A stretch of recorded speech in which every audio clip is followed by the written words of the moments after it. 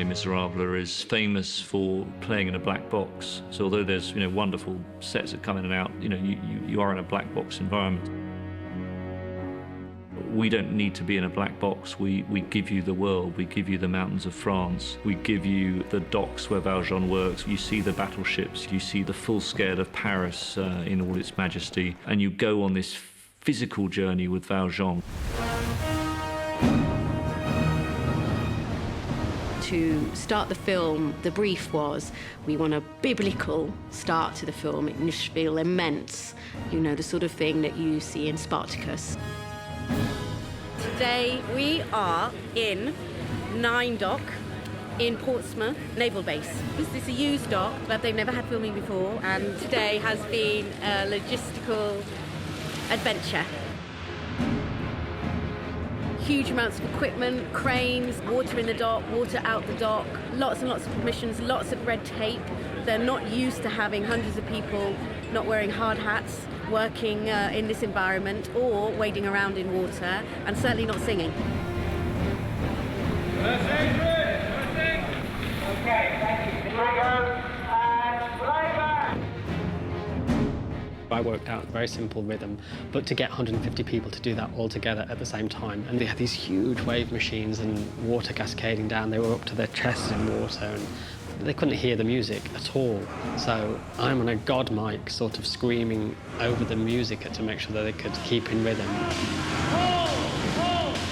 And then I'm standing on a little stand with a microphone, singing the lyrics, basically, and waving my arms around like some demented windmill. But it was thrilling to see it. I mean, I had no idea how big it was going to be. As the song went, I dreamed a dream, and I never think it would be this size. I mean, this is going to be an amazing opening to this film. This afternoon, I was just remembering the lyrics of what I have done, sweet Jesus, what I have done. My A camera operator, Zach, who's done many, many feature films, came out of the Portsmouth days saying that's the most epic scene I've ever shot in my life. And I was kind of, really excited to hear that. Look down, you'll always be a slave. I think the intimacy of certain patches of the musical become more poignant when set against the backdrop of a kind of epic France and an epic time in history. When Valjean's first release, we do actually go to France for a short period of time. We are on location in this very picturesque town of Gourdon, which is at the foothills of the Alps, and it's doubling for the town of Digne. In the novel, Digne is described as a very sort of mountaintop village, and it is high on a mountain, sort of nearer to God. This clearly is a very accessible location. It's quite easy to get a crew in and out. But yesterday, in Tom's quest to get amazing vistas that will really establish and sell the epicness, we literally slogged up a mountain. I'm just here, but we're driving in a 4x4 and we are right on the bloody edge of the mountain. I'm not exactly enjoying this, I have to say. Everybody had to carry all their gear by hand up to the top of the mountain. Some people had a 45-minute walk up a very steep gradient, very rocky. Top of a mountain, freezing cold, just at the very end of winter. I thought everybody was a real trooper, actually.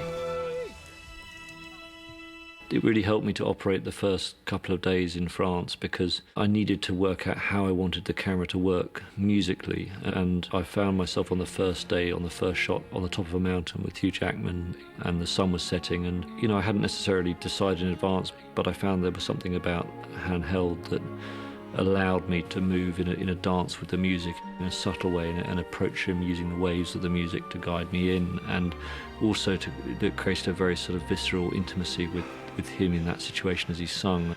Freedom at last, how strange it is. Because you're in the real locations, because at the beginning of the movie I am standing on top of a mountain wearing pretty much no clothes and it's about -3 degrees and there is steam coming out of my mouth, it feels real.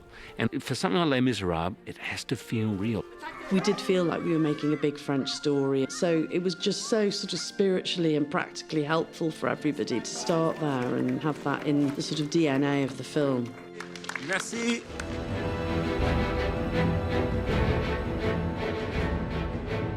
Greenwich, the Royal Naval College, is quite a well-known location in Britain for using for big-scale filming.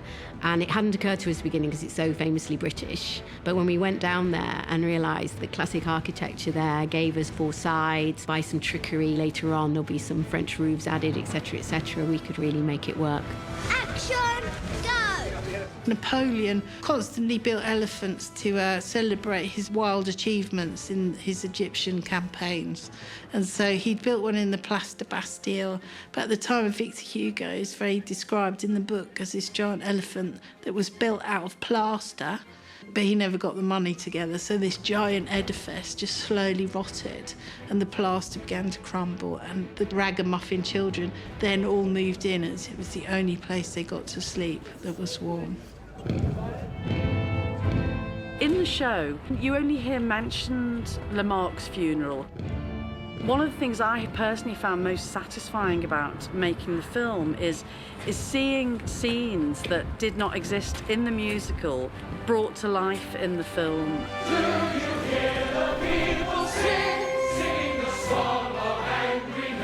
It was challenging because we had horses and soldiers and weapons. On a heavy extras day such as this one, we're talking about 420, 430 people a day.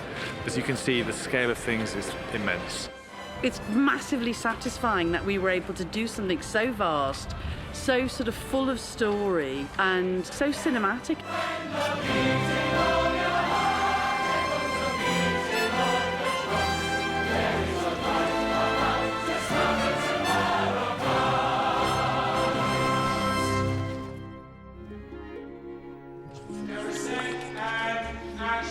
Boughton House is being used as Marius's family house, so it's absolutely brilliant. Every day we'll remember that night and the vow that we made. It has a great facade with a French mansard roof on it. And then inside it, the man who built it, Ralph Montague, employed lots of French painters, furniture makers, gilders, glass makers, and so on. Boughton is unique in the sense that between 1760 and 1900 the house was not used, so it fits beautifully in with the period in which they're filming. And this is the very first time we've ever had filming at Boughton House, so we thought we'd start small.